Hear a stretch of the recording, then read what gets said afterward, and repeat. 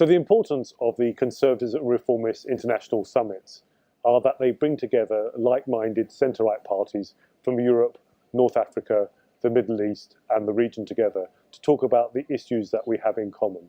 And what's very important as we look in the aftermath of the Arab Spring and how that's gone wrong in some countries is that actually as Muslims and non-Muslims we rediscover the fact that early Islam had capitalism right at its heart. It's probably the first religion to be founded by a businessman and entrepreneur. Muhammad was a businessman. And it's important that we recognise that there is no inherent contradiction between Islam and free markets or between Islam and liberty. Well, I think it's really important that we always remind ourselves as political parties what we stand for, what are those principles that we believe and that we try and convince our electorate to believe in. And there's one thing that's quite clear. The freest societies are the most prosperous societies. The most prosperous societies are the freest societies. And as centre-right parties across Europe, Middle East, North Africa and elsewhere, we have to remember that very truth that we should be fighting for free and prosperous societies.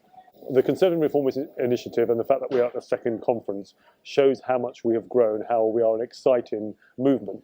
The Alliance of European Conservative Reformists and European Conservative Reformists are the fastest growing political movements in Europe. And it's very exciting that we show that we're not just there to be bigger and bigger with having no ideology in mind. It's important that we believe in spreading the ideas of free societies, free markets and liberty, whichever country we're from.